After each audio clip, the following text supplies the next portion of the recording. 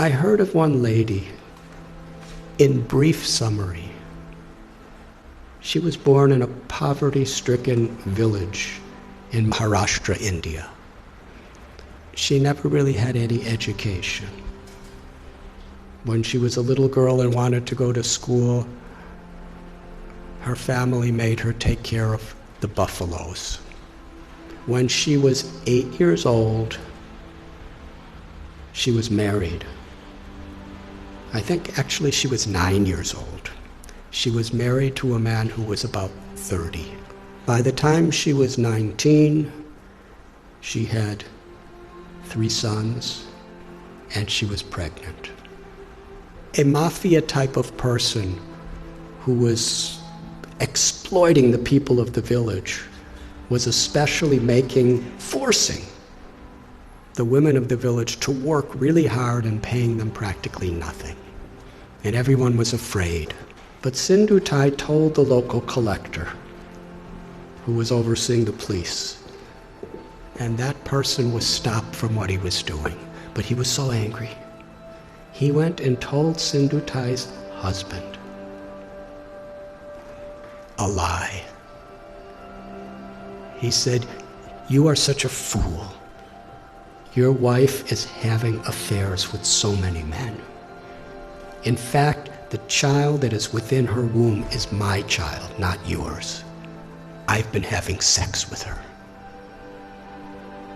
If you don't kill the child and kill her, I will kill you." So the husband, the girl's 19 years old, he kicked her in the chest, not in the chest, in the stomach, repeatedly, to kill her and the child. She laid unconscious. He thought she was dead. So he dragged her to a cow shed where a whole herd of cows are being kept, thinking that people will feel that the cows just trampled her and that's how she died. So she laid there unconscious.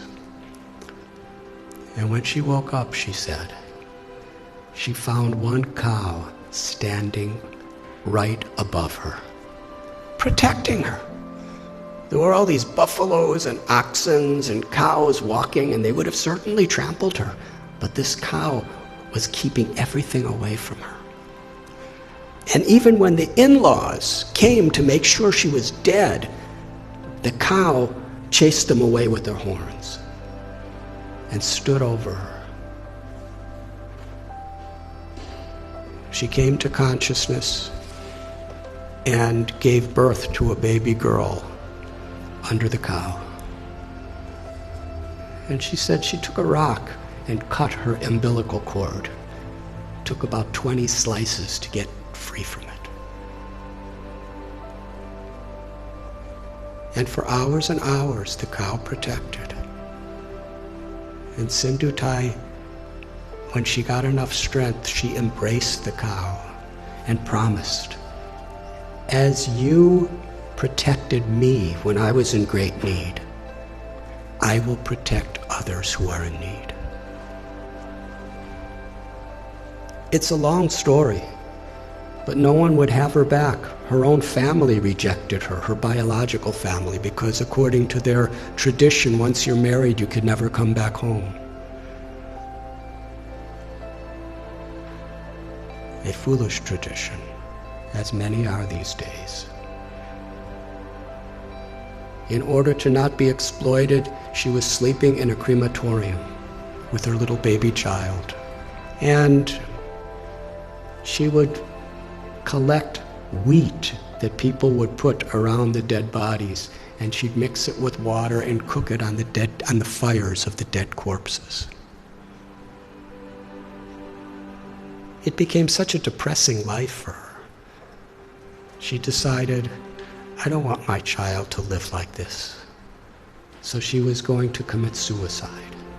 She went to a railway track with her child in her arms and laid waiting for the train to crush them. But as she was laying there, she heard someone crying in anguish. So she got up and she found an old man who was crying out. He was crippled. He was very, very invalid. He was crying for some food and water, so she went and begged and got him food and water. And she was thinking that old man was the voice of God. She called Krishna. She said, was telling me that I had a higher purpose in life than to commit suicide. I have something to do, something to contribute to this world. But then later in the day, she was sitting in a field wondering, what am I going to do? I have nothing. I have no one. How can I help anyone? She was under a tree, and she saw that there was a branch of the tree that a woodsman with an axe had violently cut. The branch was just hanging by a single string. But that branch was giving her and her child shade. So she was thinking, this is the answer. However much I have been beaten down, still I could do something for others. So she started going and finding homeless, abandoned, orphan children. And she became their mother, taking care of them. Somehow or other, she learned how to sing really nice, and she begged with her singing, and she provided for them, and somehow or other kept them safe. And after some time, people saw what a difference she was making to so many people that they built an orphanage for her. Over the years, she said, she's had about 1,500 children, over 1,000 grandchildren. And she's made a tremendous difference in her life. All of her children have a great education. Many are doctors and lawyers and farmers, something she never had.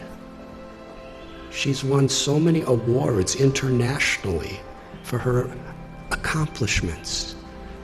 But then she explained what the most meaningful and fulfilling thing she ever did in life.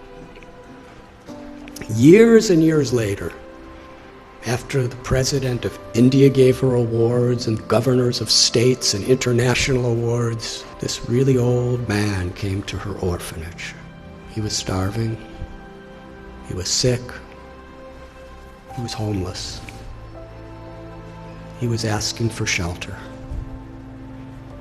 After a few minutes, she recognized this was her ex-husband, the person who tried to murder her maliciously. She said to him, when you left me to die, I was homeless in rags. Now you're homeless in rags, and I have a nice place with so many people. She said the most meaningful thing in her life is she forgave him. And she said, I will give you shelter, but I'm not your wife. I'm your mother. And when people would visit the orphanage, she would introduce him. This is my eldest son, and sometimes he's very naughty. She told a story. It moved me. So at one place, I shared this story, and somehow it was on YouTube. And in her orphanage, someone showed it to her. So she wanted to meet me. So in Pune, I met her. And she was with a couple other people. And we spoke for about an hour together. It was a wonderful conversation. And afterward, there was one lady who was sitting next to her, who was just beaming with smiles the whole time, but didn't say much of anything. And when I was just about to leave, Sindhutai said, I want to introduce you to this girl. She's the one who was born under the cow. She's now a medical doctor, and she's taking charge of one of our orphanages. And then she said to me, I consider all of the tragedies in my life to have been gifts to empower me to make a difference to others. She considered it all the grace of God. She said, "My life has been a road with many thorns, but I made friends with those thorns, and my life became beautiful, and I could give beauty to so many other people's lives." That's one little example of influence without affluence. The power of compassion is far greater than anything that money can do. But when money and knowledge and strength and skills are built on the foundation of that compassion, then not only is our own life enriched beyond our comprehension, but we could make such a difference. We can have such an influence in the world. Each and every one of us, whoever we are. Because everyone is so inherently special. And nothing and no one can take that away from us, as long as we are aware. To be an instrument of compassion, an instrument of grace, is the true influence, beyond affluence. Thank you very much.